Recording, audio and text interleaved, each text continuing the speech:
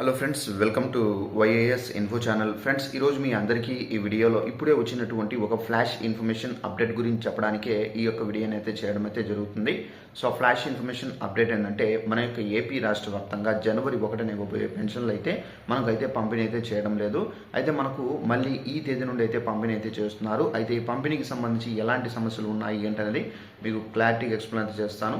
ఈ వీడియో మీకు నచ్చినట్లయితే లైక్ చేసుకొని ఛానల్ సబ్స్క్రైబ్ చేసుకొని ఫాలో అవుతానండి. ఇక వివరాల్లోకి వెళ్ళినట్లయితే, మన యొక్క ఏపీ రాష్ట్ర వ్యాప్తంగా పెన్షన్ల పంపిణీ అనేది జనవరి 1వ తేదీన అయితే పంపిణీ అయితే చేయడం లేదు. సో దీనికి సంబంధించి మీకు ఇక్కడ నోటిఫికేషన్ కూడా నేను స్టిక్ చేస్తున్నాను. సో ఇక్కడ నోటిఫికేషన్ చూసుకున్నట్లయితే జనవరి 1వ తేదీన పంపిణీ చేయబోయేటటువంటి పెన్షన్లు అనేవి డిసెంబర్ 31వ తేదీన అయితే పంపిణీ అయితే చేస్తారు.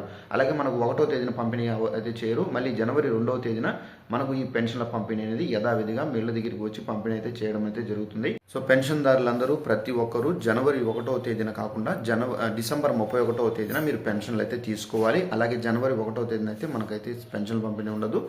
ఎవరైనా మిస్ అయితే కనుక డిసెంబర్ 31న మిస్ అయితే కనుక మీరు తప్పనిసరిగా జనవరి 2వ తేదీన మీరు కంపల్సరిగా మీ యొక్క పెన్షన్ అనేది తీసుకోవాల్సి అయితే ఉంటుంది. అలాగే ఎవరైతే కొంతమంది ఏంటంటే దూరాభారాలు ఎవరైనా ఉంటే కనుక వెంటనే మీరు జనవరి 2వ తేదీ లోపల అయితే మీరు వచ్చి పెన్షన్లు అయితే తీసుకోండి.